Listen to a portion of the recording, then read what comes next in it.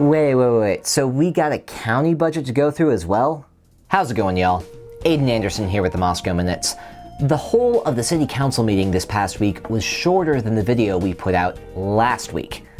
And that's saying something. Fortunately, we've got some county stuff to talk about as well, so let's get right into it. What did the city discuss at their 24-minute long meeting on Monday? First, let's take a look at public comment. First up, Nancy Dribble. She petitioned the council to strongly consider putting up signs to discourage disorderly conduct in Friendship Square related to ongoing disputes she and her coworkers have had with other locals in that area, since their office is located right next to Friendship Square. Next, Ben Merkel got up to speak, but was told that since the issue he wished to speak on was presently before council as a quasi-judicial matter, he would not be allowed to speak on it now during public comment. Given recent issues, I suspect that the matter that Merkel was going to bring up is related to some issues that we brought up in a recent video. I'll give you the fast version. There. If you have any questions, just remember what I said in slow motion. Following that, the only other item on the agenda, a public hearing to amend the budget for fiscal year 2024. Sarah Decker of city staff delivered the highlights. While going through the fiscal year-end process for the budget, it was discovered that the city's general fund, sanitation fund, and information systems fund had unanticipated and unappropriated fund balances. The total unaccounted for amount from all of these funds was $2,510,000. This is money that would otherwise have been unspent from the fiscal year, as well as any unexpected revenues that were not accounted for until this final assessment for the budget. In the case of the Information Systems Fund, this was an unanticipated grant award from the state. Therefore, staff proposed to amend the fiscal year 2024 budget to accommodate both the unappropriated funds and the council-authorized grant. With no public input and minimal comments from council, this item was then approved unanimously. The only thing left from council was reports. This week, the council highlighted the return of the U of I students, the ongoing discussions about the 6th and Jackson property, and Pride in the Park, which is taking place this Saturday at East City Park from noon to 4. The county held its monthly meeting with the department heads and elected officials this week. There are a few things to highlight from that meeting. First, Disaster Services gave an outline of the work being done in the aftermath of the Gwen and Texas Ridge fires, including seeking collaborations with other agencies and receiving federal aid to help with the expense.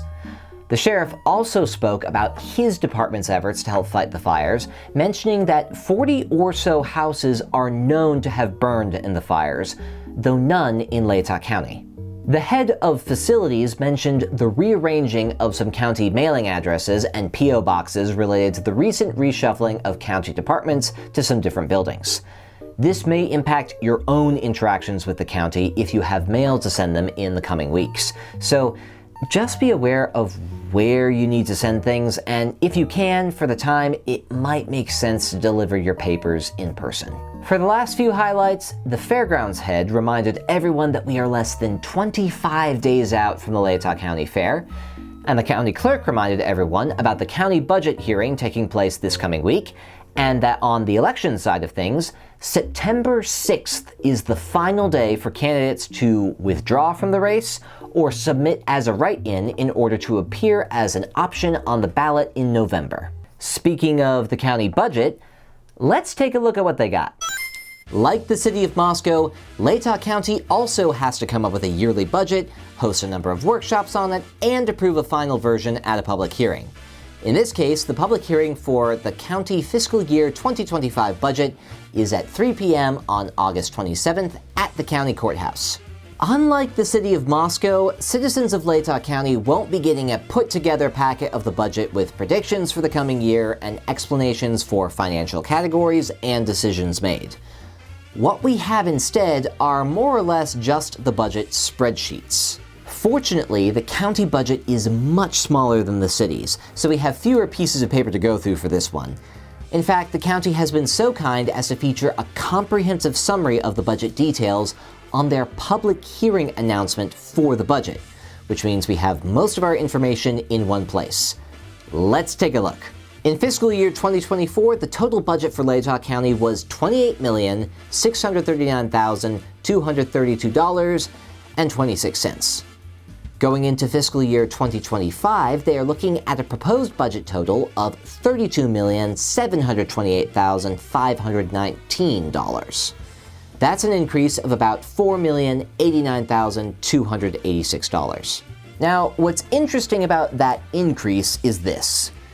If you look at the budget numbers, you'll notice that in each of these most recent fiscal years, the budget total each year has gone up by roughly $4 million each year. From roughly $20 million to roughly $24 million in fiscal year 2023, from roughly $24 million to roughly $28 million in fiscal year 2024, and now from roughly $28 million to roughly $32 million in fiscal year 2025. This means that while the county budget has been increasing year by year for some time, the percent increase year by year is slowly getting smaller as $4 million becomes a gradually smaller piece of the county's larger pie.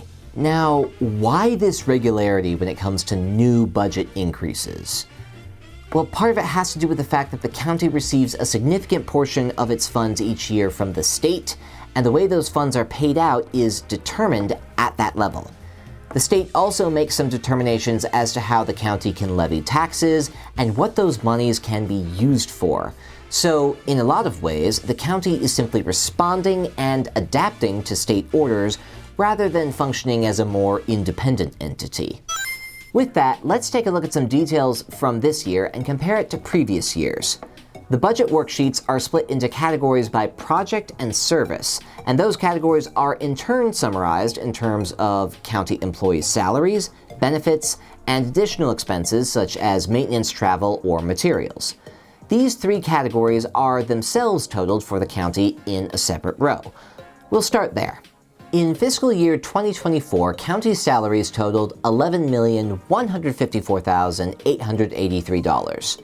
In fiscal year 2025, county salaries are proposed to be totaled at $11,564,567. For county employee benefits, fiscal year 2024 had them at $4,425,726, while fiscal year 2025 has set them at $4,896,182. Finally, the other expenses category in fiscal year 2024 totaled $13,058,623.26, while fiscal year 2025 has their proposed total be $16,267,770. If we just take a look at the proposed budget for this coming fiscal year, we can see that county salaries comprise about 34% of the budget, with benefits and other expenses comprising about 15% and 50% respectively. That largest third category makes sense as it's the category that would be composed of all county operations that aren't directly related to staff. The county budget spreadsheets contain all the data for each county department's finances broken down line by line. I'd encourage you to take a look at those yourself, but for the purposes of this video, I'm just going to share a few details from the summary. The largest categories when it comes to budget totals for this coming fiscal year are current expenses, justice, and solid waste collections. These are the only categories in the county budget which break over $1 million in total. The current expenses category pertains to all of the internal operations of the county's departments in total, with many of the costs pertaining directly to personnel and their activities. The total proposed this year for this category is $7,930,984. The justice category, of course, pertains to the operations of our county's court system and law enforcement. With a good number of the staff in this section being lawyers, it shouldn't be surprising that the majority of the expenses for justice stem from salaries. It is the largest category of the big three this year, with a proposed budget total of $11,820,991. This is over a third of the county budget as a whole. When taking into account the many expenses associated with the ongoing Brian Kohberger case, such a large percentage makes a lot of sense. Finally, the smallest of the big three, solid waste collections. The total proposed for this coming year in this category is $2,372,374. Now, it may seem odd that solid waste collection ranks among the most expensive categories for the county. When you look at the budget worksheets, you can see that apparently the county has experienced sharp increases in operations costs, reimbursement requirements, and program expenses. This may be related to the county contracting with a different entity this past fiscal year to take over collections operations going forward. In the bottom corner of the budget announcement page, you can see a summary of how the county is planning to pay for the budget it's set. If we put the expense summary from fiscal year 2024 next to the summary from fiscal year 2025, we can see clearly some of the differences going into this coming year. Cash balance forward in fiscal year 2025 has increased by over $5.8 million, while property tax replacement has actually decreased by $1,684. Grant revenues are also looking to decrease by over $2.3 million, while county interest has increased by $135,000. Connected to all these budget documents is the county fee resolution. Like with the city, the public hearing for the fee resolution will be held at the same time as the public hearing for the budget, but will likely be voted on separately. The document highlights the proposed changes to fees for county services as they appear in normal county documentation. As I looked through it, the majority of increases I saw were not particularly notable, with most fairground rental rates being increased by roughly $15 to $25. Of note were some fee increases associated with land use. For example, the fee for a comprehensive plan amendment is increasing from $1,000 to $1,750. The same is happening for a zoning ordinance amendment, and the county rezone fee is increasing from $550 to $1,000. We all need to spend money at the county at some point, so it's good to give these fee increases a look yourself. So what does all of this mean? The county doesn't publish a budget summary like the city of Moscow does, so how should a citizen interpret these numbers? Having spent some time in the county budget workshops and seen a few of their financial conversations, I can say that a lot of the county's decisions this year are driven by several key factors. First, the black swan event that is the murder trial associated with Brian Kohberger and the Idaho 4.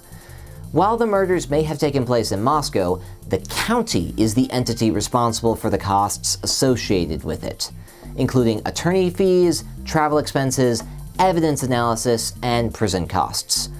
Since the county has to pay for these expenses and could not have exactly planned ahead for them, they are somewhat budgeting around this item, with other objectives, departments, and projects being prioritized differently.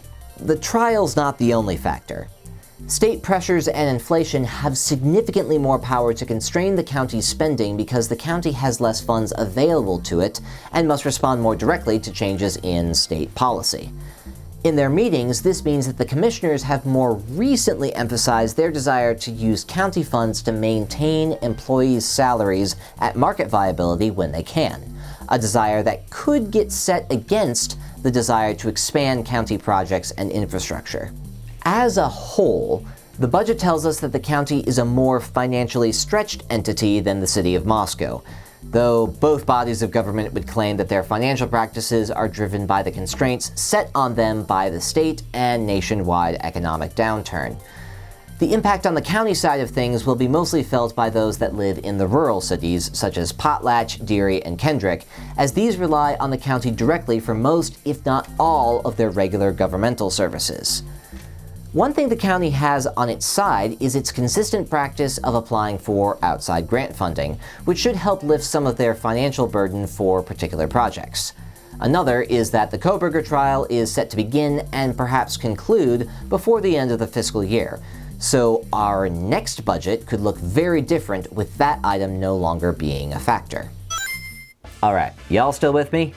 I know that was a bit of a whirlwind, but hopefully this helps you start to work through the county documents yourself. It's rarely the case that folks even get eyes on the county budget before the hearing takes place, and as citizens of this county, we should probably change that habit. As always, we'll have the relevant links posted with this video, and if you have any questions, please reach out. I'm Aiden Anderson with the Moscow Minutes. We'll see you next time.